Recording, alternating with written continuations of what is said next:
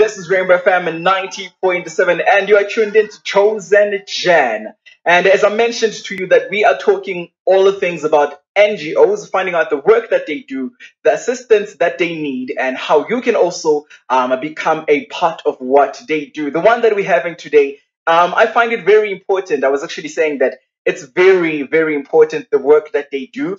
Because a lot of times we don't find a lot of people who have the heart to do what they do. And I am talking about the Love of Christ Children's Home, and I am joined by Pippa, Tembi, Jarvis. Good afternoon. How are you doing? I'm so great. Thank you for the opportunity to come and speak today. It is awesome. Oh, actually, I was also caught by the fact that you have a Zulu name. I do. My mother was a visionary of her time. I was born 1976, and I was given a Zulu name.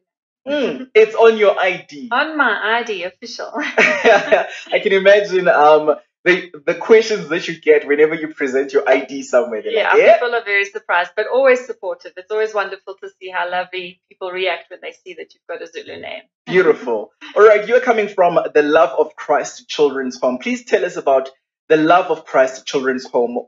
What is it about and where is it based? Sure. So TLC, it's how we shorten the Love of Christ, TLC, was started in 1993 in response to the massive AIDS epidemic and the crisis in the country where hundreds of children were being abandoned around the country every day. And our family felt a particular passion and drive and purpose from God to go out and rescue those children. We're now based in the south of Johannesburg on a small holding in Aikenhof. And we've had over 910 babies through our home since we started. Wow, 910 babies. Yeah. And how do you find these babies? Because you're saying that it's abundant babies as well. Is the people, organizations that bring them to you, or do you go out and find them? What's happened historically is when you find an abandoned baby in your community, your first response is to either call the police or an ambulance. And so we get our babies either from police stations or ambulance hospitals largely, because people will have taken them there to make sure that the baby is okay.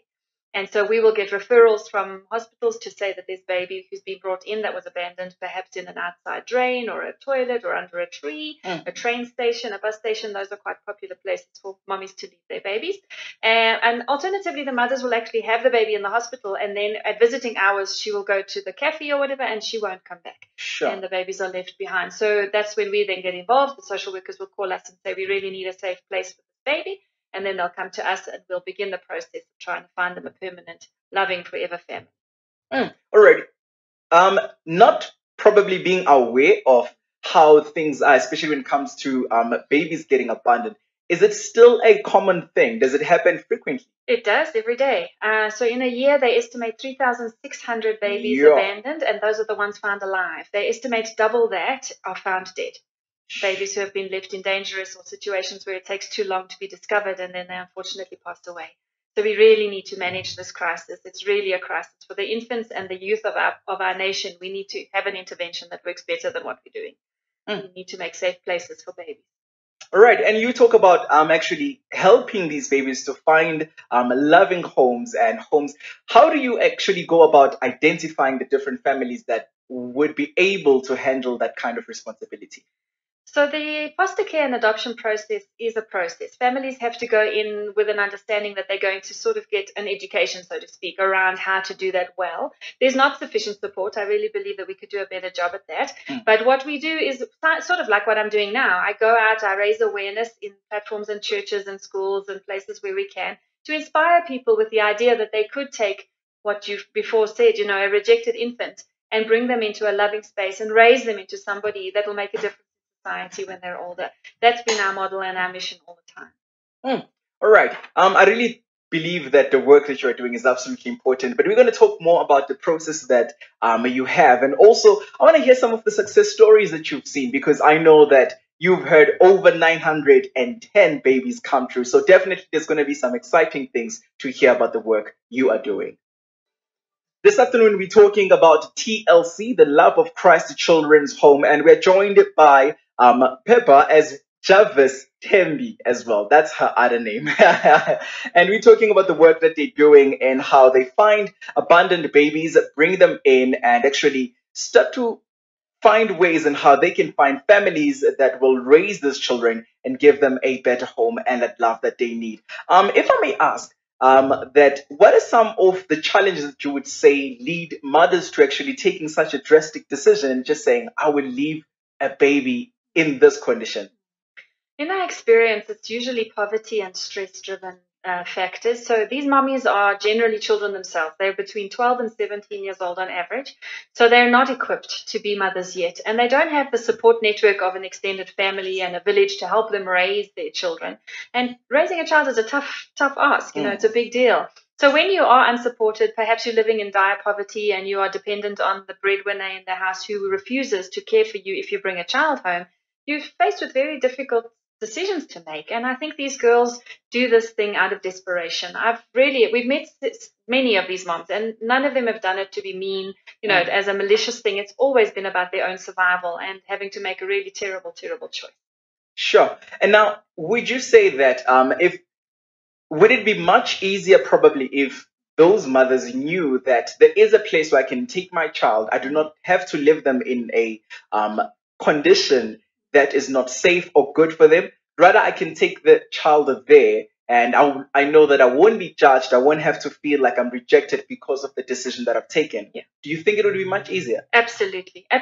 So at the moment, the law says that if you're found guilty of abandoning your child, you get 7 years in prison. That's a huge penalty for a woman who's in a desperate situation. And I think that it's fine to have a consequence, of course, but I think what would be better is to say hospitals or police stations have a particular sort of place, perhaps one of those baby bins or, like the hole in the wall kind of ideas where babies can be put in a safe space where the mother can do that knowing that the child will not be bitten by rats or eaten by ants or, put in a really difficult and dangerous position where it's cold, where you can then let the mother go and manage her life, and the baby gets cared for immediately, because the stress on these babies leaves lasting, lifelong impact. True, because that's the other question that I had in my mind. That is it possible that then this baby remembers this incident happening even years to come? I really do believe they do. I think their biology remembers it. Stress is a physical phenomenon. It's the creation of cortisol as a hormone in your brain. They've proven that cortisol in high levels in babies impacts their ability later on in life to learn and to function. So you can imagine that lifelong ramifications of massive stress during childbirth or during that birth process is terrible for children. And if they are then not nurtured afterwards, you're compounding that crisis and that stress. So we really want to try and get to babies as quickly as possible. Our model is one that as soon as we find out we've got a baby waiting, we will go and fetch them ideally within the hour so that they can come into a safe, nurturing, loving space. And hopefully we can start to try and undo some of that damage. All right. Now, I truly believe that there's also hope in all of this. And knowing that you've had some successes, I want to find out if maybe this young parent at that point, maybe 10 years ago or 15 years ago, they left a baby somewhere, and all of a sudden that baby has grown up. Does it happen that the parent gets reconnected with their child, and how does that scenario play out most of the time? So sadly, with abandonment, that's much harder. If you abandon your child, you leave no trace of yourself behind. Other than the child, there is no way to find you again later, which is why we would much prefer advocating that mothers give their babies up for adoption, because then at least later when the child is grown and you're in a better space, you can reconnect with your child. It's much harder if you choose to abandon your baby. We can't find you again later because, of course, nobody wants to go to jail for the 7 years, so they leave no trace behind. Sure. So it's much better to go to your magistrate to say, I cannot take care of my child. Please place them with a loving family. The mother will have 60 days to change her mind. Once she's signed for adoption, she has 60 days to change her mind. So it's not like a forced thing. It's not like somebody's ripping her child away from her or stealing her baby. It's simply a conscious, thoughtful, intentional decision to give the baby a life that you feel you cannot provide. So we always advocate adoption as a process rather than abandonment. And definitely we've found in the years that we've been going, of these 900 children, now several of them have grown into adulthood, and they want to know that. They're desperate for that link back to where were their belongings, where was their roots. And, just a small answer sometimes helps to fill that big gap in their emotional and psychological mind. So we need to work on that. We need to find ways to close those gaps.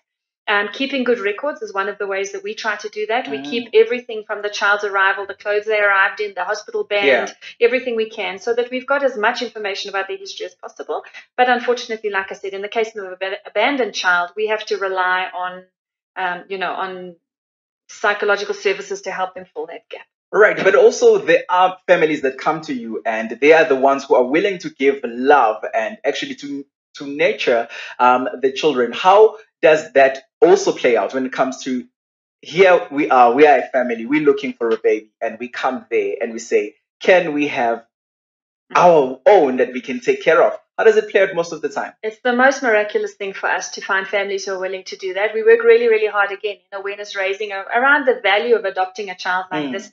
So there's two things I want to say about that. One is that every baby belongs in a family. Hands down, families are best for babies. They shouldn't be growing in institutions. And if a baby has to come into care, then it should be done for the shortest possible time in that child's life. It shouldn't be spending years in care. It should go from an institution, if it has to be there, into a family as quickly as possible, because that's where the connections and the heartbeat of humanity happens, is in families.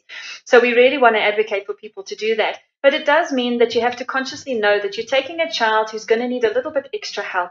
It's very seldom that you'll adopt a child and they'll just go on to be, the next honors roll child at school academically and, emotionally 100%. Very seldom is that the case, because they carry with them this burden of loss from the beginning. So you have to be prepared as a family to do the healing and to use your network and to support that child in the places where it has vulnerabilities so that it can eventually reach its full potential. And I think the community in South Africa is so fabulously based to do that, because we understand Ubuntu and we understand the need that everybody, that saying about it takes a village to raise a child is for real. It does take a village, and everybody has to play a role in raising our children and giving them a sense of pride, belonging, and agency in their own lives. So actually, from what I'm picking up, you're saying that it is much better when these families are coming together and doing that. So when we come back, we want to talk a bit more about encouraging more families to take on this process, because a lot of times we have myths and misunderstandings about what adoption is on its own. A lot of times we find it a bit of a taboo if somebody says, I'm going to adopt a child. So we're going to deal a bit about that when we come back. This is Rainbow FM 90.7. Do not touch that dial. 1446, this is Rainbow FM 90.7, your favorite community radio station. This afternoon we're talking about TLC, the Love of Christ Children's Home. And yes, we're talking to Pippa, who is telling us all about the work that they are doing. But also, before the break, we're talking about adoption. A lot of times, Pippa, you find that people are scared of adoption. They think, it is a long process, and there's a high chance I might not even be able to do this. But also the other challenge that I know is that people have the fear that what if this child grows up and they don't love me at all? How do you help families to deal with that, especially those fear and those myths that they believe? Look, I mean, I don't think anybody gets a guarantee, biologically or adopted children, that they're going to all grow up perfectly sound. Sometimes sometimes you just get these things that happen in life, and we have to deal with those, and it is part of our humanity. But I do truly believe that with the right support, the right loving journey, the right kind of interventions and inputs, that we can raise a generation of fatherless children in families if we just put the effort in. So I can really tell you that the adoption process takes also about 9 months. It's ironic, but basically giving birth. Exactly, and it's not easy. It's also painful. It's also hard, and you have to be patient, and you have to be willing to put yourself out there and go to the lengths and efforts, to make yourself available as a family. It's not an easy choice or a quick fix. And the babies that you get aren't newborns generally, because they have to come in and have their own process done. The babies come in newborn, but then in order to make sure that they're determined to be adoptable and that there is no community of origin or family to go back to or health issues, it takes some time. So by the time you get a baby, it's usually maybe over 9 months old, between 9 months and 3 years old. So already that's a big change in terms of how people imagine their families to be growing. To buy into the idea of adoption. A lot of people think, well, I'll have it from the day it's born, but actually that's not the way adoption works. Mostly the babies are older. It would be lovely if the system could work faster so that babies could go younger, but we do work within a system, and unfortunately those things sometimes take time. It can be costly, but what I would advise is that people go and get themselves screened. If they're thinking about adoption, you have to find a social worker in your area who will screen you as a family. You can start with a foster family screening with the view to adopt. So you would take in a child into your family. Sometimes that's a younger child then, and then you would work with the process and the social worker to make sure that the child ends up in your adoption placed with you as an adoptive child. And in the adoption papers, it says the child is now regarded as born of your body. It is that clear. Wow. That adoption is that, personal and spiritual, and everything is regarded as if you gave birth to that child. I love that, because it also it takes me back as a believer. You know how we have been adopted into the family of Christ. So it's basically that love of God, and seeing that you take on that identity. I think it is beautiful that a family can do that for somebody else and say, you have an identity with us and we can give you that same love. That is absolutely beautiful. But also, I know that there are some babies that have found families and they've found that identity and they found that love. Tell us about some of the success stories that you've seen and you were like, this is why I do this. Yeah. So I think for me, the greatest success stories are the most difficult to place children who then find loving families, So in our work, of course, we come across babies who are they have all sorts of challenges. Babies who are born to mothers who have been addicted to drugs, babies whose mothers have been alcoholic, babies who have been born prematurely and have as a consequence developed a physical disability. Those are really difficult children to place, because people who want to adopt generally have this idea that they're going to have a perfect child. And so if they get presented with a child that's got an issue, then they are resistant to it, and those children end up staying in care for much longer, because people aren't prepared to commit to that little bit extra work that the child is going to take. So one of my favorite stories is a young man. I'm going to call him AJ. AJ was born, his mother was from Mozambique, and he was born in South Africa and then abandoned. And so we assume the mother went back to Mozambique and left the child behind. But in those days, we had no way to find out or trace it or anything like that. And so he came to TLC and we discovered he had cerebral palsy, which basically meant that his legs didn't work well. He had a very tightened muscles, and it was unlikely he would ever learn to walk. So we had the child for approximately 3 years, and a family who came from the States, actually an American family, were adopting a different child, another child. And when they were there, they adopted their beautiful baby boy, and they met and fell in love with AJ. Wow. And they went home, and about 18 months later, they had managed to collect enough finance and enough resources to come back and adopt AJ as well. And so they came and they took AJ, who at the time was about 3 years old, wasn't walking yet, was really quite dependent on people for his care. And they took him and flew him across to the States, where he was then able to get medical intervention, which resulted in him then learning to walk. And through that process, he developed and went to a regular school and developed a deep, deep love for basketball. Sure. But he couldn't play it himself because he was still disabled, but he was at least able to walk with a cane. But he was very part of the basketball team, and he became, from early on in high school, the team manager, and he loved basketball so much, and he was a really inspiring character on the team that the team just absorbed him, really strongly into their midst. And before you knew it, it was their homecoming game in their senior year, and he was given the opportunity to shoot a basket, which he did successfully in front of all the school and everybody cheering for him.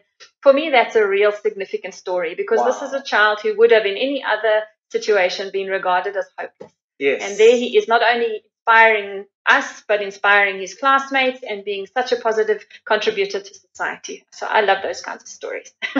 Wow, it would be awesome to meet AJ someday. Yeah, definitely. 1452, it is on Rainbow FM 90.7. I love how this is such an organization that brings about that hope, because you can tell that how they find those babies is normally in a hopeless, completely hopeless situation, but how we can get to hear such stories that there is hope. After all, they find families and they grow up to be good people as well and do amazing things. I think that is absolutely inspirational, most definitely. We're going in for a quick break. When we come back, we'll be wrapping up our interview with TLC, and we'll be finding out how you can get involved in their organization. It is 6 minutes before 3 o'clock. This is Rainbow FM 90.7. We celebrate the message of reconciliation, healing, and hope through our Lord and Savior, Jesus Christ. And that's exactly what we are up to even right now, as we are talking about TLC, the love of Christ, the children's home. We've been joined by Pippa, Jarvis, who's been telling us about the work that they are doing. And I love how, man, like that story of AJ, it's going to stick with me. It's going to stick with me for a while. And I think it's also inspiring that we should look to get involved as well. We should look to get involved. And if we have families that are able to take in children as well, do that, because it is a beautiful thing that you are doing and you are showing the love of God as well. Now, Pippa, if somebody says, I would like to get involved with your organization, how do they go about that? How do they find you? And how can they get in contact with you?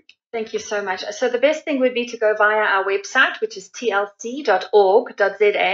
And on there, I can really encourage you to get involved in adopting a cot as opposed to adopting a child. Those of you that can't adopt a child themselves could at least dedicate 100 Rand a month to helping us keep our babies in cots and looking after them well. You know that idea about it takes a village? Well, this is another way that it takes a village. We can't do this kind of work to the quality that we want if we don't have the resources. And people don't, we will take every donation that you provide for us. Secondhand clothing, toys, anything that you want to bring to our location in TLC, which is in Aikenhof. You can find us on Google Maps under TLC Children's Home. So it's not very far from Florida, about 20 minutes. But the Adopt-A-Cot program is really a significant way to make a difference because it's only 100 Rand to you. But to us, when people collaborate, it gives us that sustainable income to buy their nappies, buy their formula, keep the cars on the road, pay Eskom for our electricity and those sorts of things. And then the other thing that people can do that's just a 1-minute commitment is to go onto the website that's called Unseen Heroes. And it's a billboard competition that if you voted for us, we would be able to get a free billboard on the M1, which would, of course, raise our profile and ideally help us raise some income and support for our babies. So those are 2 ways you can get involved right now. All right, www.tlc.org.za. That's where we can find you. All right. Thank you so much, Pippa Tembi. Jarvis, has been absolutely amazing and also eye-opening as well, because we get to see that it's not just stories we see on TV or anything. These things happen in real life, but we can also make a difference by getting involved. Thank you for having me. All right, that was Pippa Jarvis from TLC, and you can get involved as well. www.tlc.org.za. Check them out and see how you can become a part of that in helping them as well.